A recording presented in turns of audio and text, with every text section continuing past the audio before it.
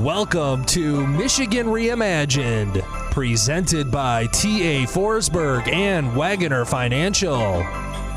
And here's your host, Chris Buck. So the facility for Rare Isotope Beams, or the FRIB, at Michigan State University is one of the many critical components driving the region's efforts to seek a tech hub designation from the Economic Development Administration federally. Here to discuss what the heck that means and why it's important is the director of the University Corporate Research Park, Mr. Jeff Smith. Welcome back to the show, Jeff. Thank you for having me. Absolutely. So the EDA is a federal organization, right? Yep. And so your application to them, I guess, is part of a larger ecosystem effort, right? Yeah. They have funds available to help prop up initiatives on even a broader scope than this tech hub designation. Is that right? Yep. So the overall goal of the CHIPS and Science and ARPA and Build Back Better is really to identify critical infrastructure necessary to onshore, so that we don't run into a situation where we're short on supply of critical needs. So what they're identifying federally and nationally is that there's these clusters across the United States that have competitive advantage in technology-based one field or another. And as we dug into and as we continue to dig into what Lansing region has to offer from a unique competitive advantage in technology, is that we have a one-of-one piece of equipment on campus. The FRIB is, approaching $1 billion piece of equipment, doing rare isotopes, atom smashing, and creating an opportunity for us to discover things in the field that very, very few places in the United States or world can discover. You combine that with our unique background in diamond manufacturing and diamond creation, synthetics. We have those two things in the material science world separate us globally. And the Tech Hub initiative is to identify where those markets are, and then help support the growth of that so that it can contribute to the critical infrastructure of the United States. Got it. Okay. And these are advanced materials? Advanced materials, yeah. Got it. Okay. And so the Fed is kind of leaning into its reshoring and making sure that we have unconstrained ability to serve ourselves, yes. Right? So I think the pandemic taught us that if we're relying on other countries to ship us things to turn a 99.8% product into sellable, we don't want that to be disrupted anymore, right? Yeah. So this money isn't necessarily to create an FRIB or to create these synthetic diamonds that do God knows what, but it's important. But it's to, I wouldn't say reward, but to create an ecosystem where there already is the semblance of an ecosystem, right, and double down on making certain geographic areas a hub. Yeah. I mean, this is something that you kind of see every 20 to 30 years when there's a strong realization that, man, we probably should have been putting more supply chain elements together to keep this effort moving forward. The opportunity that's in front of us isn't nascent. We have companies that are already in those fields, right? Niowave, Ionetics. I'm gonna miss a bunch, but I'm gonna just give examples. Great Lakes Crystal Technologies. These are companies that are proving to demonstrate that those early research capacities have turned into something commercial. And so the federal funding is there to keep those linkages strong, to help reestablish those linkages, but make those linkages stronger so that we can grow a full-on economy and make it part of our economic base here. Right. We should have, high schoolers understand what the benefits are of synthetic diamond and how it can directly relate to semiconductor industry. Or that, having tours of FRIB at K-12 levels gives those individuals that kind of spark that they might need to make that a career path. But having it as a career path in the Lansing region means that we have to have jobs available for that to become a career path. Right. Which means that it probably has to be outside of the facility and in companies that are growing potentially exponentially here. Right. So that's really the intent, is to kind of add fuel to the existing fire to keep it moving forward. Got it. So this is probably an oversimplification, but I just want to make sure I really understand the point. So there's a reason why these supply chain, things happened abroad, right? And so to move them or have them be here, there's a cost of scalability, right? I mean, there's a reason they went to other places, and usually it's cheap labor, right? Yeah. To go to China, go to Mexico, certain places like that. That's exactly it. Yep. Usually these private sector companies will do these things abroad because they can pay their people less and maximize their margins. So to do this stuff in the States, there's got to be a trapeze if they're going to let go of this over here to get them to sustainability. This is here. part of that trapeze. Yeah, right. But to help prop up the scalability until the economy's to scale and this whole thing just starts really humming. Yeah. And it's okay, got it. And we're tapping into something that is very clearly on the minds and in the focus of a national concern. Hemlock Semiconductor just got announced. There was just an announcement for, a very large sum of money to help support their exponential growth. That's in northern Michigan. I mean, the semiconductor world is growing and changing. And if you look at AI, quantum, robotics, these worlds are converging in a very fast way. Semiconductors, power. Why would Microsoft be getting into buying a nuclear power plant, for crying out loud? These small modular reactor solutions for nuclear is providing solutions for AI. That AI world is exponentially growing, needs faster and faster semiconductors. The end game is diamond. And the end game is something other than silicon. And if we're doing that, we have a natural pathway because we invented the machines that create synthetic diamonds here at Michigan State. If we have competitive advantage in that, we can be positioned incredibly well for the next 50 years for our economy here. Got it. And you're here on behalf of, you're under the umbrella of the Michigan State University Research Foundation. Correct. Got it. And so, so you're the ringleaders, but you got a lot of other partners, I would imagine, that are trying to help make sure that this happens. Who would some of the other partners be? Yeah, the list is very long, so I'm not going to name them all. But I mean, it's your natural fit partners: Capital Area Michigan Works, LEAP, Tri-County Regional Planning Commission, the Chamber. I mean, but then we also look beyond our region. So the Air Force Research Labs is a partner. Hemlock Semiconductor is a partner. You start at LIFT, the Manufacturing USA facility in Detroit. We are, I don't want to miss any. They're all extremely important. If you go to msufoundation.org/tech-hub, all the consortium members are listed there. Yep. So for any of the listeners, that's a quick way of finding them all. We have to cast a big net because this impacts beyond the 3 or 4 counties of our region. Right. This is an MSU Research Foundation initiative led by the foundation, but this doesn't start and stop at the boundaries of the university. In fact, Tech Hub intentionally is looking at what is your region good at? What are you inherently good at as a region, not as a university? That's an important distinction there. MSU has these assets, but if you look beyond the walls of the university, NioWave exists, Ionetics exists, Great Lakes Crystal exists. Those are commercial entities doing business in our region and growing those specific verticals here.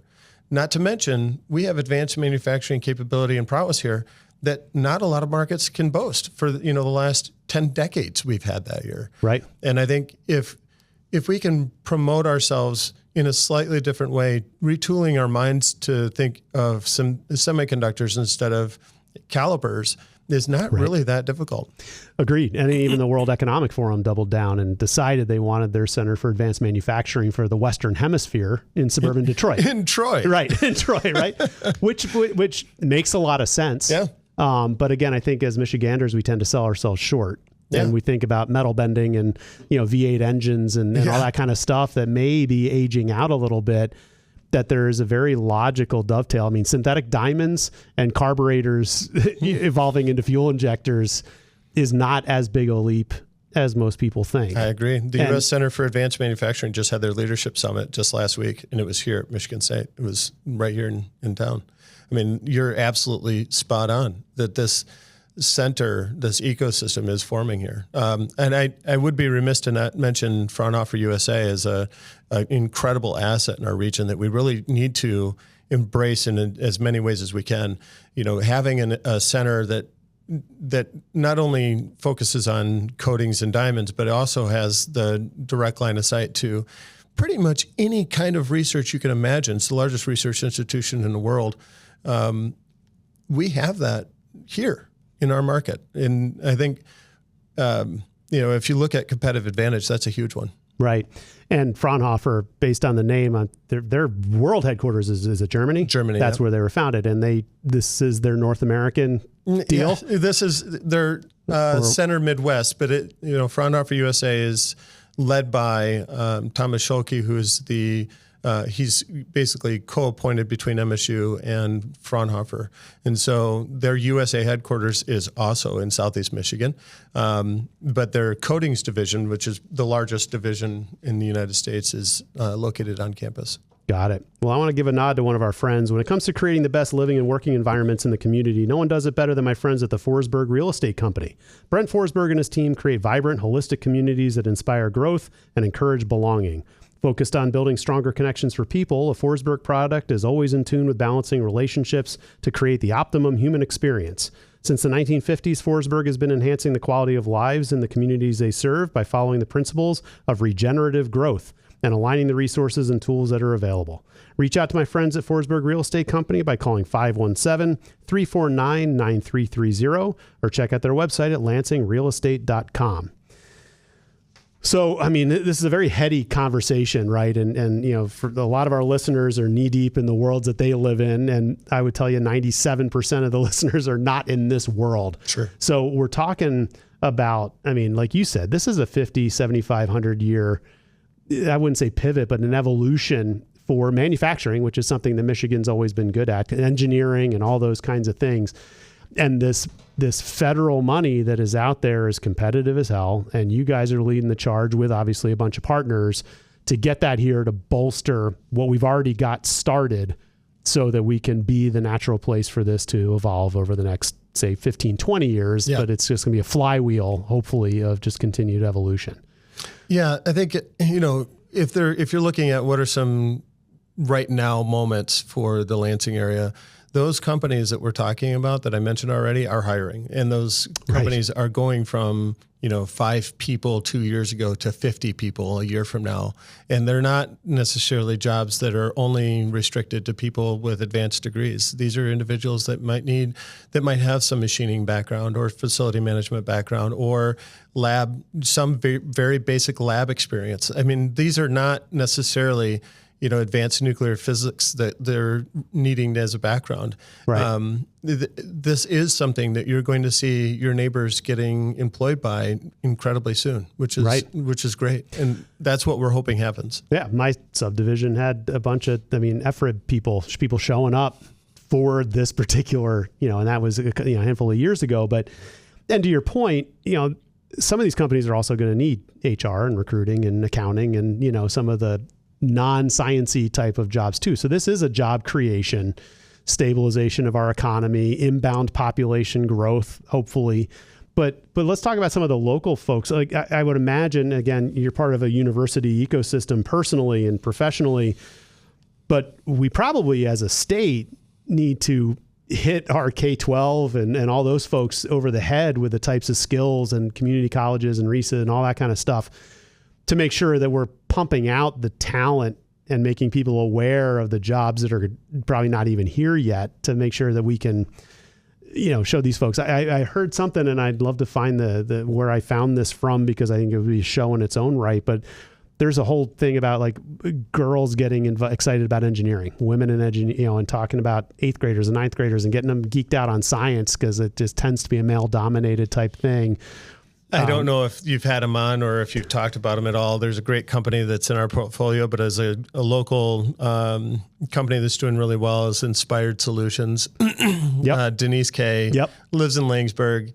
The company's completely women run at the top, and her and her co-founder have spun out an environmental engineering solution that cleans up PFAS real time in water. And I mean, there's example after example of that, but there's real tangible activity happening around us. And I think this notion of it's only for the chosen few or for the select that are able to be a part of it is definitely not the case.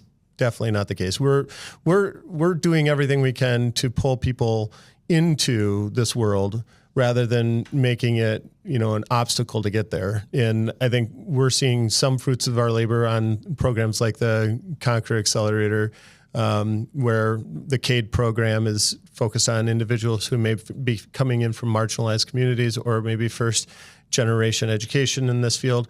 This is a weird spot to fall if you're looking for a career in it. You're not going to get a degree necessarily that lines up directly. Most of the people that are working at the foundation have come into it from various, fields.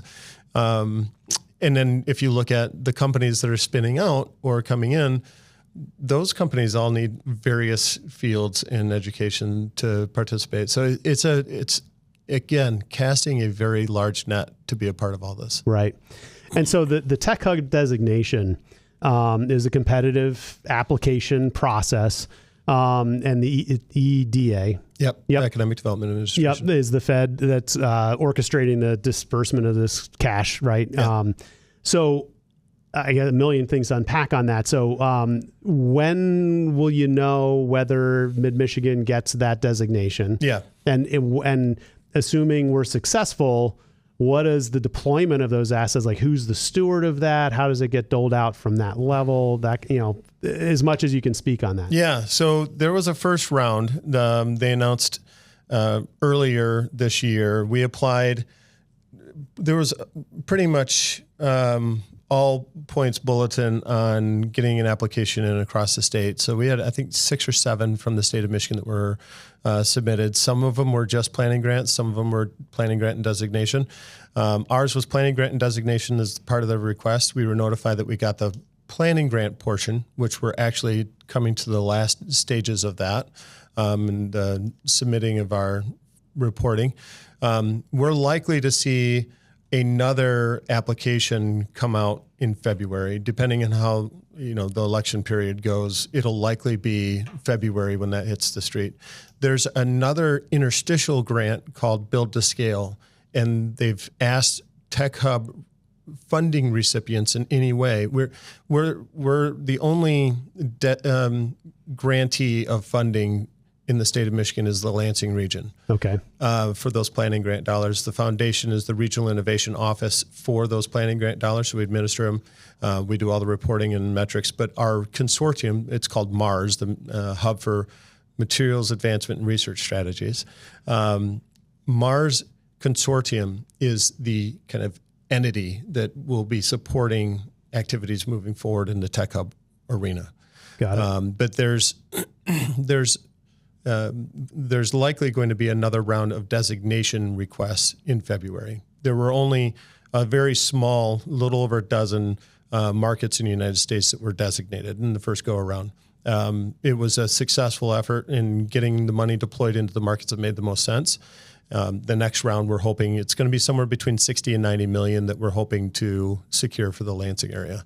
And those funds will be used directly on infrastructure capacity to make us more successful and give us that more running room to build this stuff out. Good. Infrastructure, having done economic development and commercial real estate, infrastructure tends to be the tail that wags the dog, right? I mean, it's not just about buildings and talent and machines that do whatever the manufacturing is. It's all the other stuff, whether it's power or water, wastewater, and all that. But kind of stuff. In this case, it could be buildings in the infrastructure. Oh, sure. But it you look around and we do have the bones for this. I mean, the Lansing region is set up extremely well for making this happen. We still have a fairly affordable community. I mean, if you look at the cost of living here, it's extremely affordable comparatively. Yep. And then you look at the bones and the capacity. We were set up as an advanced manufacturing community. So the road networks, the power supplies, right down to us owning Border Water and Light collectively makes a huge difference. Right. We're not at the behest of a conglomerate that can raise and lower those rates or not, leverage the rate drop for economic development purposes. And I think those are the kind of unique qualifiers that separate us. Makes sense. You mentioned PFAS earlier, and that just jogged my memory that we've got a great environmental organization here called Triterra. And Triterra is a leading environmental consulting firm headquartered here in Lansing, Michigan, with staff around the state to serve your brownfield redevelopment, environmental consulting, and natural resource management needs. Since 2008, Triterra has been successfully advising a wide range of organizations to implement solutions to complex environmental challenges. If you're a business, a developer, a property owner, a lending institution, an attorney, or a governmental entity looking for a solution, and you want prompt and timely service, do not hesitate to call my friends at Triterra. Led by CEO and visionary Don McNabb, his leaders JP Buckingham and Dave Van Haren, and their dozens of technical experts you can't miss by calling Triterra at 517-702-0470 or check them out at triterra.us. They mean it when they say it's not just what we do, it's who we are and how we do it. So we're recording this in November of 2024, and you're talking a lot about federal organizations and federal doling out of money. And believe me, I do not want to linger on this topic, but will the potential change or obviously we're going to have a new president. Is there a chance that any of this is going to get derailed, or is this relatively secured for this wave? No, there's certainly a chance, but it is, I think, a priority that stretches beyond the Oval Office. I think it's something that both parties can agree is a serious issue. Right. When you have as many vehicles that were sitting idle in parking lots for as long as they were during the pandemic, I think everybody knows that right. has a direct impact to everyone. I think, if you look at what it's called or how it's deployed out of which budget, that may change. But I think the priority and the outcome will still remain. And that makes a lot of sense, right? Because I think it's an irrefutable need to, on the one hand, it's a great big world and the world's kind of gotten smaller, and it's nice to have some e-commerce and trade, and not e-commerce, but global commerce and export, import, people do things well and all that stuff, but to not be beholden, and not be hamstrung. And with there's always going to be global unrest. I mean, we know what's going on right now, but that there's always something going on, and we don't want our, such a large industry of any kind being beholden to one small component that's done somewhere else. So you've got the realization that we probably need to onshore these things to make it closer to home happening at the same time you have these very disruptive parts of our economy happening in the AI, robotics, quantum, semiconductor fields. Those disruptions, if you look at how we can build economic resilience, it's by doing those things ourselves with the companies that we have, or building those in trust factors. So what are the relationships we have in the world? How can we build those out in a trustful way so that we can not only leverage them ourselves, but we can, if there is a labor shortage, we can still rely on our partners. If there is a resource shortage, we can still rely on them. I don't think this is something that we have to completely close our borders, close our walls, close our minds, and then only do it ourselves. It's not going to work that way. Right. The resources don't exist all here, so we can't. Right. We only have so many. So I think it's something that we're going to have to look at. What's the healthy balance between the two versus we're going to offshore everything and hope that when the tides turn, we can very quickly send the ships back this way. Right. Got it. So what else does the world need to know about this process? You gave us a timeline and what will happen when it's decided and all the exciting things that, again, I think people sleep on this kind of stuff. Yeah. These aren't brands that hit you over the head. It's not like a Chevy dealer that has a big sign right off of Main Street that tells you that you can buy a Chevy here. Yeah. Well, I mean, one, we're building out our incubation space and our accelerator services so that we can accommodate these companies even more. They're growing very fast. So it is kind of unnerving to hear maybe a commercial broker is hearing from one of these companies and they're saying we need space for a reactor and we need a lot of power. That could okay.